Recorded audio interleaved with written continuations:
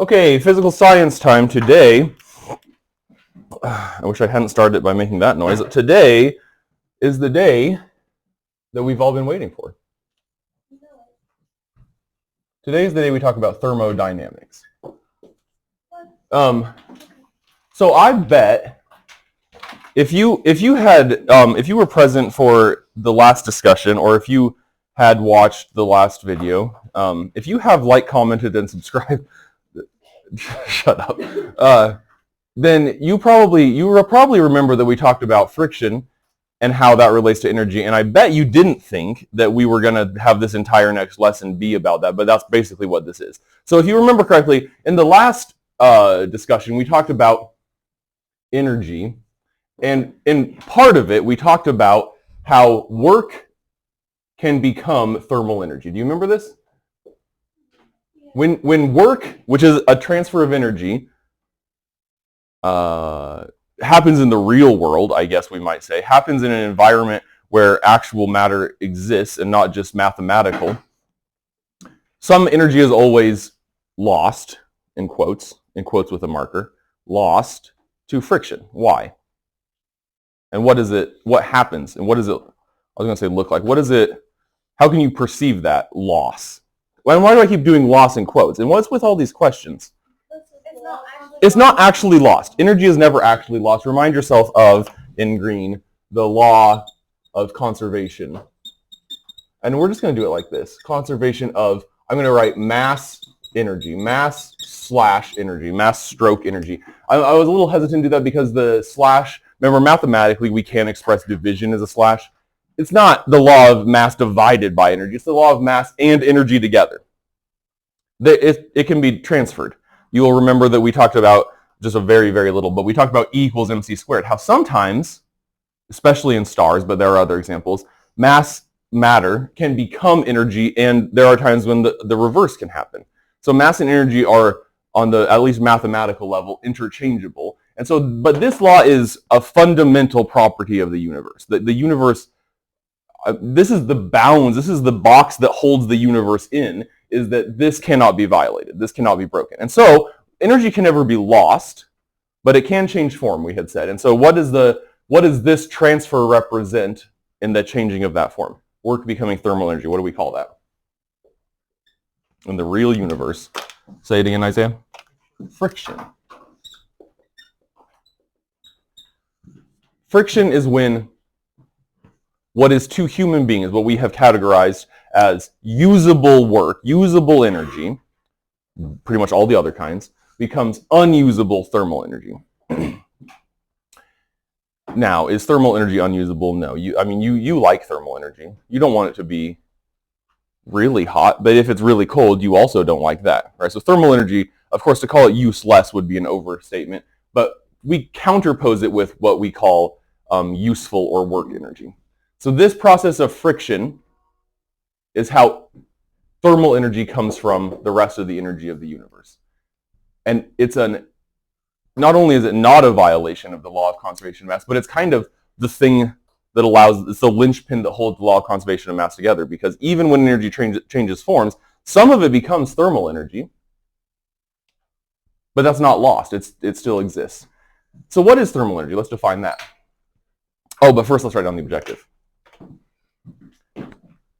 Determine thermal energy quantities experimentally. Let's put it over here.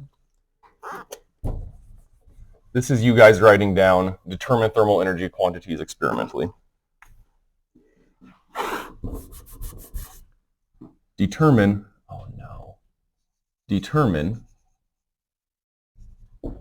thermal energy quantities, this is already a mess. Pretend this says quantities.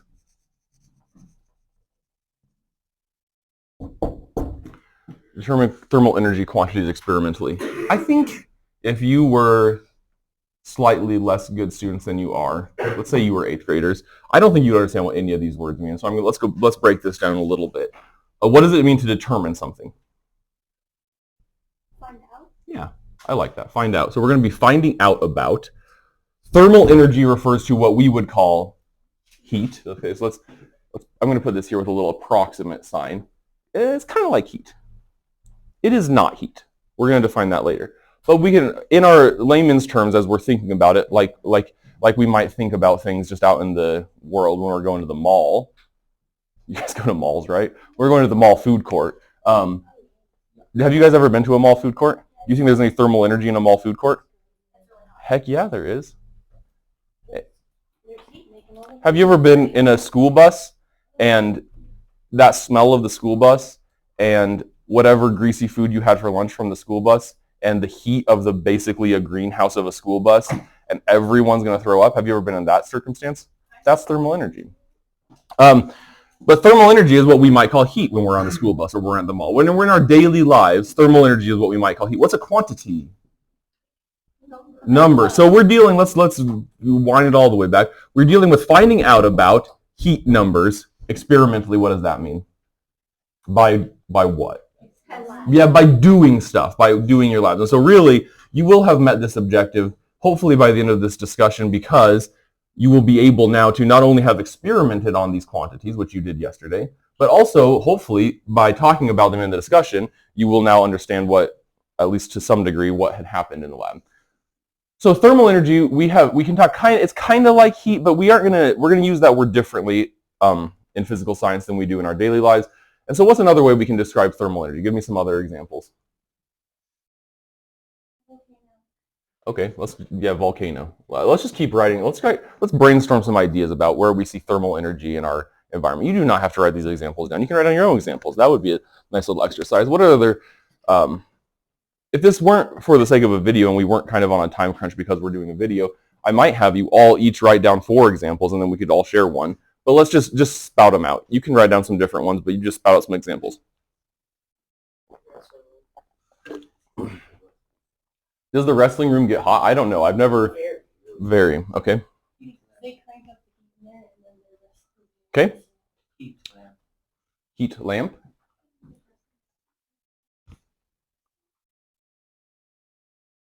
I'm going to ask you a loaded question. Are human beings hot? Yeah, we call this mammalian endothermy. So next time you see... next time, I'm going to make a hilarious joke. Next time you see a human being that you think is hot in the social sense, you can say to them, I've been observing, I've been determining experimentally your mammalian endothermy, because this word means, you can see the root of this is therm, like thermal energy and thermodynamics. This is where it starts looking like a crazy person as your teacher, but these words are all related, right? Thermodynamics, thermal energy, and endothermy. What do you think is the root of all those? I'll give you a hint. I'm going to make it look even crazier. Thermos, there's a brand of vacuum flask, kind of like a hydro. Is that a hydro? I don't know. This is a Stanley. I can't keep up with what you guys drink out of. I know that's very important to you. In the same way that when I was in high school, we were very worried about whether or not your shirt said the word Hollister on it. It was just like, it was a binary state. Either you were cool because your shirt said Hollister, or you were not cool because your shirt did not say Hollister. That was it. In the same way, I know that if you have a Stanley, this maybe is like 3 years old, you're cool. If you have a hydro flask, that's old news. If you have a, God forbid, a plastic water bottle, you are a loser. You're probably more like a boomer. Oh yeah, a Walla. Of course, a Walla. How could I forget a Walla? Someone watching this video in 2026 is going to be like, man, those guys were real losers. We don't have a Walla anymore. We have plastic water, but we only drink out of Capri Sun cartons. Anyway, so what your vacuum flask is, can I take? And I really like this one because I love the experiment that you guys did specifically of. I really love the experiment you guys did specifically where you measured how long it took to change the temperature of these various things. If I put this upside down, is it going to spill? That's the whole point. You can't drop them, but if you did, at least the water's not going to come out. You're just going to yell at your friend. So a vacuum flask, and we'll talk about insulators in a little while, but a vacuum flask, a name brand of vacuum flask is Thermos. That's a real boomer thing. Like my grandpa and my dad would have a Thermos. But that's from the same root as this thermos, which is the Greek for heat. And so anytime you see thermos, where else do you see something with the root word therm in it in your daily lives? Okay, thermos. We already had that one. Thermal what? Thermals. You might have you might have actually. I almost wore. I wish I had what you might call a thermal shirt, like the waffle print kind of thing. I didn't because it was itchy, but if I had worn it, I would have been able to be like, yeah, this is a piece of thermal. But that's short for. I'm going to be straight up with you. That's short for thermal underwear. Those are actually undergarments, and so when you're wearing them on the outside, that's a little bit inappropriate. But thermal underwear, in parentheses. What else do we use the word therm for? Thermometer. And the relationship among all of these, this is not a Greek class, but I really truly believe that if you learn what some basic Greek nouns mean, you can way better understand the way we talk about the world in science. These all have to do with heat. These all have to do with heat. So mammalian endothermy is when a mammal has heat inside of it. That's what endo means. Endo means inside of. Do mammals have heat inside of them? What that means is that you produce your own heat. Unlike what? Plants do not produce their own heat. Dead things do not produce their own heat. Rocks. I'm talking more like other animals. Lizards, fish do not exhibit this property. They have to get a snake, its whole body, a turtle, that's exactly it. We would say you would have been taught in elementary school cold-blooded and warm-blooded. We do not use those terms anymore, at least not in actual science. But the way that we talk about those animals being cold-blooded or warm-blooded, whether they get their heat, which all living things need, right? If something doesn't have any heat, that's ridiculous. That's called absolute zero. Absolute zero is the temperature at which particle motion is at a minimum.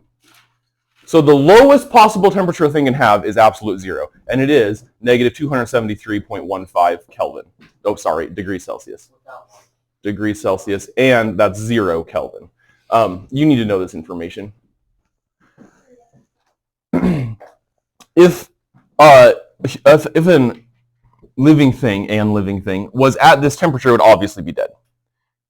Now, whether an organism gets its thermal energy, where did I have that? Thermal energy from the environment alone, which we call poikilothermic or exothermic, or if it produces its own thermal energy through its bodily processes, determines to some degree how we categorize it, whether it's a mammal or a bird or whatever. By the way, another example is avian endothermy. Can you guess what avian endothermy is? You may not find these things quite so hot, but yeah, in the social sense. But yeah, birds have this too. And as a little side note, evidence suggests that this evolved separately, that these two things came up two separate times in the history of life, which is kind of interesting. So we have these several examples of heat, what you would call heat, but I want to tell you that heat, as we normally understand it, is not actually defined that way. When we're talking about thermal energy, which we have talked about several times, in fact, that's the point of the lesson. When we talk about thermal energy, that's talking about the quantity, back to our objective, of how the particles are moving. So let's put that over here. How the particles, what do I mean by particles? What kind of particles are we talking about here? What is a particle? Well, it's a particle. Have we ever heard of that word particle before? Yeah. Okay, so what is it? Give me a synonym. What are we probably talking about? We're talking about the particles that make up matter. An atom. Yeah, we're talking about atoms, maybe molecules, which are groups of atoms covalently bonded, maybe ions, which are atoms that have a charge. But we're talking about the particles that make up the matter and how they're moving. What kind of energy would we describe that as? Moving kinetic energy. And how far apart they are is potential energy. Guess what? Kinetic and potential energy, when they're added together, we call, for the particles, remember, for a macro object, for a big object like, oh, sorry, it's only a Stanley. I was going to talk about a Walla, but I guess no one has one. But if we're talking about a large scale, I just wanted to ruffle your feathers. If we were talking about a large scale object like an Owala, or again, Stanley. If we're talking about a big object like that, when we add its kinetic and potential energy, that is mechanical energy. But remember, we said that for particles, this sum is called thermal energy. Well, I could just draw another arrow back up here. Now, like a schizophrenic person. We should not make fun of that. But how the particles are moving tells us about thermal energy. Guess. You shouldn't have to guess. Tell me, when the particles are moving faster and when they're farther apart, does it have more or less energy? Yeah. Faster and farther apart equals more thermal energy. Slower and closer together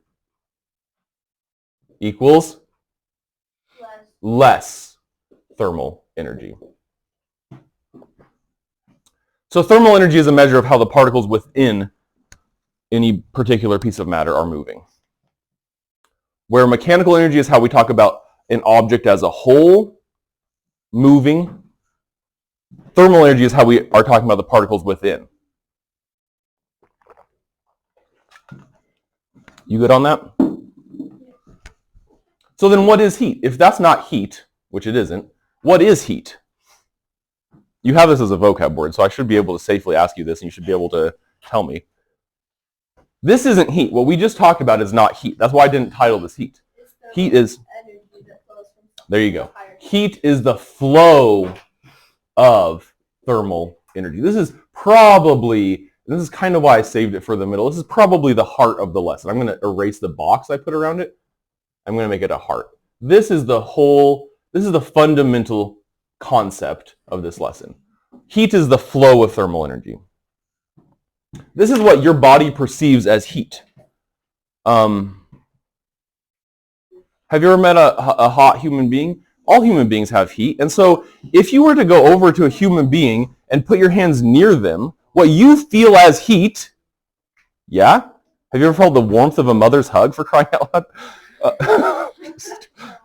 Have you ever, other mammals that exhibit this too, have you ever hugged your dog? What you feel as heat. Have you ever accidentally touched the stove? What you feel as heat. Have you ever gotten a hot tub?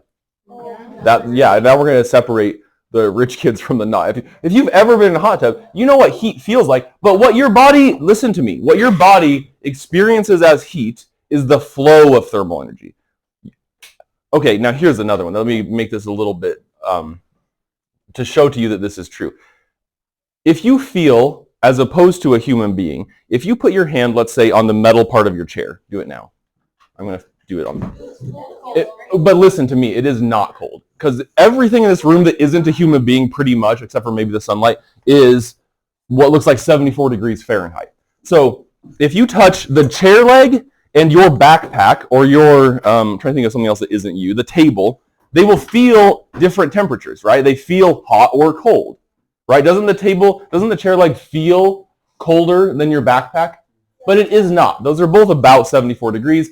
Because what your body detects is not actual temperature. Your body detects the flow of thermal energy. So why does that chair leg feel colder?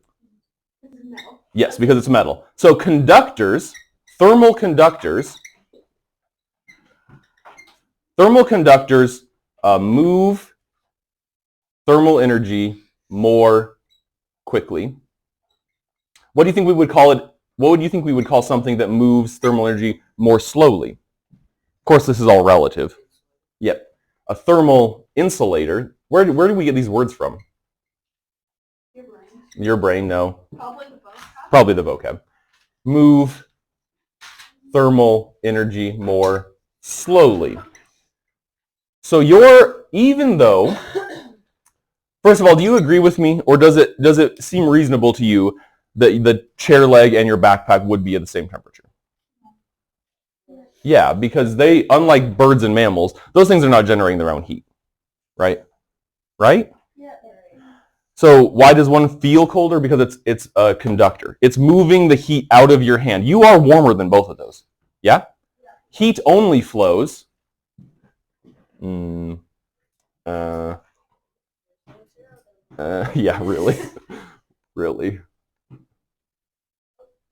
I'm just going to erase that thing over there, stick it this way, and then you could put this like in a line. If you are not an insane person and you're doing these notes, they don't have to look, they shouldn't look like mine. You should probably have them below. I don't have any room below. See how down here, if I started writing on this, I would probably, well, I wouldn't get fired, but I might get chewed out. And so I'm going to put it over here instead, but yours should probably be below. The heat flows from to you tell me. From a what kind of object to a what kind of object? Always. From something at a higher temperature. Yeah, from hot to cold. Always. Always, always, always, always. This is called the second, why would he start with the second? Law of thermodynamics. Again, if you're not crazy, you should probably write that on a line underneath something, but I ran out of room. So the second law of thermodynamics is that heat flows from a hot object to a cooler object always. Remember, heat is the flow of thermal energy. And so the way that heat always transfers is from warm to cold, always, in the entire universe. So when you grab your chair leg, your warm human mammalian endothermy body, heat is flowing from you, warm, to the chair leg, cold. Would you describe the chair leg as cold? Probably not. It's 74 degrees, but it's cool. It's cooler than you, which your temperature is probably between 97 and 100 degrees. If it's higher than that, you probably shouldn't be here. That's just my hot take. Oh, hot take. But what you feel as cold is because of the flow of thermal energy. Does that make sense? Does that make sense? Does that make sense? I think it does. I've just been talking about this for actual decades, and so to me it seems like it makes sense, but that's why I ask you. So that's the second law of thermodynamics, is that heat flows from a cool object to from a hot object to a cool object, which is the law. Don't mess that up like I did. And how fast that flow happens is whether something is a thermal conductor or a thermal insulator. Do both of these have uses? Obviously they do. Obviously they do. Sometimes we want something to be thermally conductive. We want the heat to flow fast. Sometimes we don't. So we want to use a thermal insulator. Give me an example. What's a time we would want heat to flow fast? Say it again. A heater. Yeah, the radiator we want to build out of something like metal.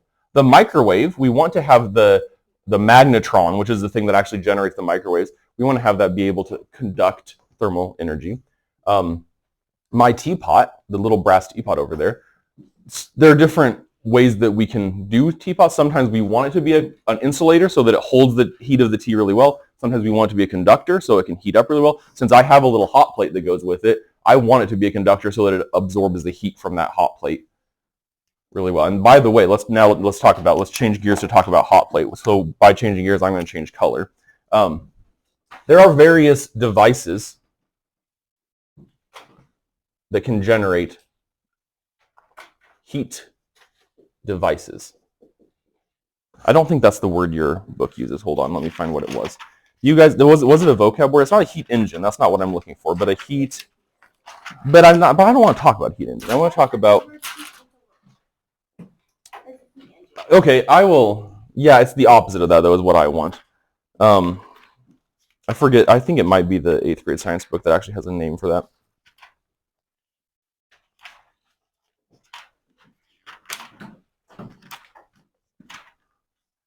Anyway, so heat devices can change other energy to heat. Give me some examples. What's something that changes maybe electrical, maybe some other kind of energy into heat? So let me give you an example. I, David, am in some ways a heat device. I change chemical potential energy into heat. That's one of my functions. I would never bag on myself so much as say that's my main function. Like, I'm not mostly a heater, but that's one of the things I do. The food that I ate for breakfast is, as it becomes part of my body, generating heat due to mammalian endothermy, and that is a heat device. Give me another example. Give me an example of something that changes electrical energy to heat energy. Hot plate. Okay, so that's the one we already said. Give me another one. There's an intermediate step there where a microwave actually generates microwaves, which is a kind of light, and then that light wiggles water molecules, which, back to this that I erased, the faster those water molecules wiggle, the more thermal energy they generate. So a toaster, good. Yeah, exactly right. Because the metal, what actually happens is when you put aluminum foil or something like it in the microwave, since the microwaves are light, just like your lab, Amelia, actually, the spoon, you couldn't measure the temperature of that spoon with your laser thermometer because it reflected the laser back off. Same thing happens in a microwave. You put the spoon in the microwave, since the microwaves are light, they reflect all over inside of there and they scatter and they make a mess, which is, it ruins your microwave. Next, no, not probably explodes, but it might burn down. Okay, give me another example to do with your hair. There are a couple. Curling iron. There you go. Curling iron, straightener, blow dryer, all those. Curling iron. Now, the not maybe the opposite, but a reverse of this is a heat engine. So where a heat device changed other energy to heat, a heat engine changes heat to usually kinetic energy, but sometimes electricity. Well, I would say actually quite often electricity. Like when we talked the last discussion about what kind of power plant did we discuss? I think it was either coal or oil. But what happens is that coal burns, it heats up some water. As the water becomes steam, the steam makes a turbine spin, which then generates electricity. So that's what a heat engine can do. Another example is the internal combustion engine in your motor car. In your automobile, there's a heat engine that makes gasoline, the chemical energy in gasoline. It burns that, which generates heat, which causes pistons to move and crankshafts to turn, which causes eventually the wheels to turn. So that's a heat engine. So heat, this word is not official, but what I call the heat device makes heat, and a heat engine uses heat. Does that kind of make sense? I need to stop asking if it makes sense, because of course it does. I'm doing a great job. There are three, this is just going to be a total gear change, and I'm not going to do it in green because I find out that doesn't actually show up.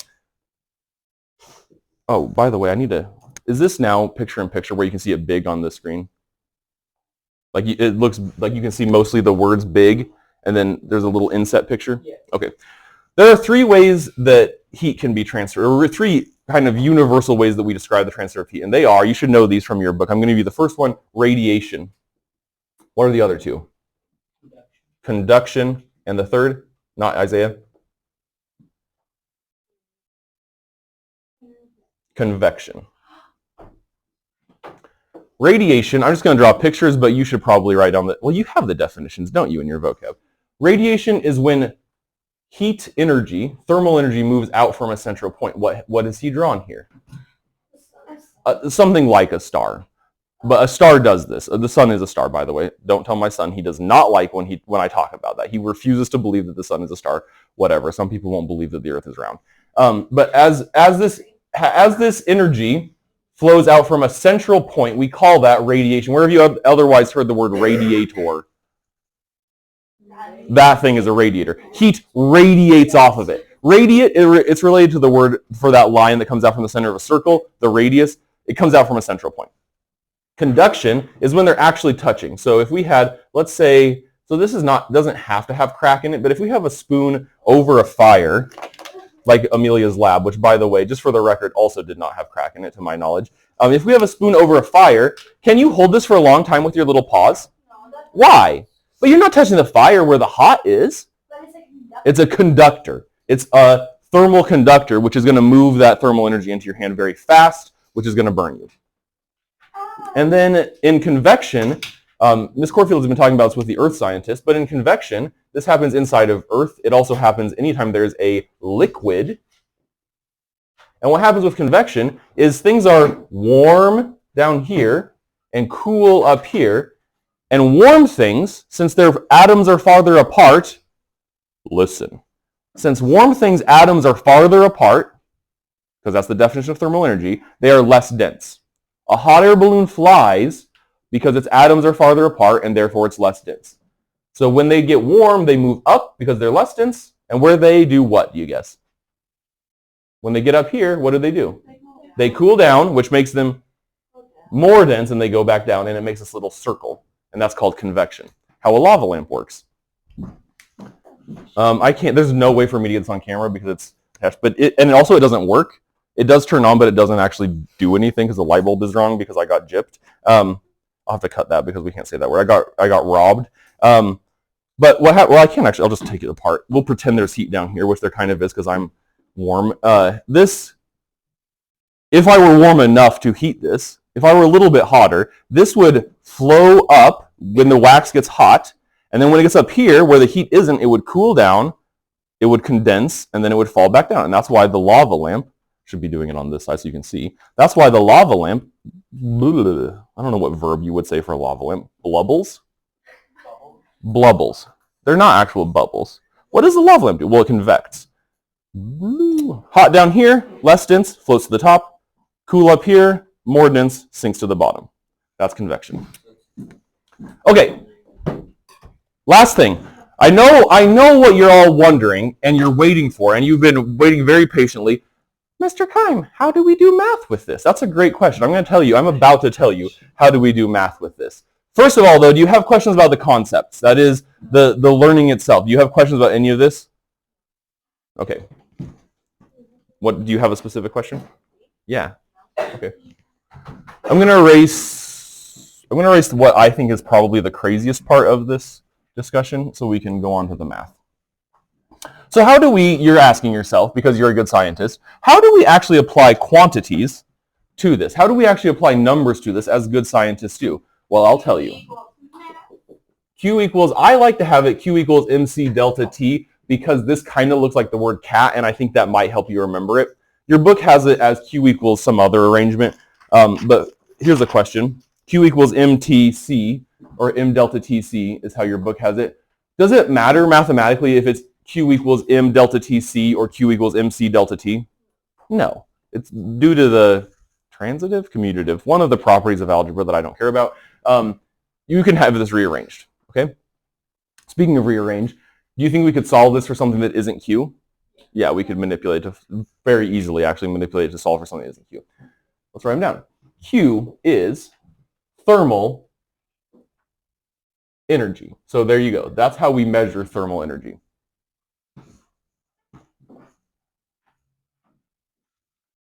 M, lowercase m, is, you probably already know it, mass. What do we measure mass in the SI? Kilograms. For this one, we sometimes use grams. We'll talk about that in a second. Capital C is specific heat, which is a measure for a given substance, for like something, water, air, brass, wax. It's a measure of how much, if you apply energy to it, how fast it changes energy. Insulators then would have pretty high specific heats. Conductors would have low specific heats. You might write that down. Insulators have high specific heats. Conductors have low specific heats. You could even just like point it to wherever in your notes. If you want to start losing your mind like I have, you could just point it to wherever in your notes you described thermal conductors and thermal insulators and say high C, high specific heat, thermal insulator, low C. Yeah, that's a good joke, Trey. High C is one of our good beverages that we really like with the red 40, so we can feel really, really active. A low specific heat would be a thermal conductor. We measure this in joules per gram degree Celsius or joules per Kelvin, joules per kilogram Kelvin. And then delta T, what? Again with the Greek, what is it? You know what delta is. This was on several tests. Change in, this time, what? What's capital T? Changing time. Nope, that's lowercase t. What's capital T? Temperature. Oh, we didn't define temperature earlier. Define temperature for me. Temperature is a way that we do what with heat energy? When we're using temperature, we're doing what with heat energy? We're giving it a number. What do we call that in science? Measuring. A measurement of the average, thermal energy really, but a measurement of the average, how fast the particles are moving on average. Of course, they're all moving at different speeds, just like you guys all move at different speeds, but on average, how fast they're moving is the temperature. And temperature can be measured either in degrees Celsius or Kelvin. We have used the scale Fahrenheit for this before. We've used the scale Fahrenheit in this class period. I don't hate Fahrenheit. I do not really like a lot of the other imperial units because I think it's a lot easier to do math with the metric units. But both Celsius and Fahrenheit are pretty hard to do math with anyway. Kelvin's much better, at least for this. And I do think that Fahrenheit, unlike the other imperial measurements, it has a better bearing on your human life. Like if you say that the temperature outside is in the 40s, that really means something. If you transfer that to Celsius, you say it's 13 degrees Celsius. Well, I don't know what that means. Was 6, 7? I don't know. No one even laughed that time. It's getting so old. So what we do is we take the thermal energy. By the way, what would we measure thermal energy in? If this is joules per gram degree Celsius, we multiply it by grams and we multiply it by degrees Celsius. Where are we going to end up with for our thermal energy? Joules. Does it make sense that thermal energy would be measured in joules? Practicing this with manipulations is your learning adventure. And then the concepts you'll take care of in your chapter review. Does anyone have questions? Okay, good. Glad to hear it. Bye.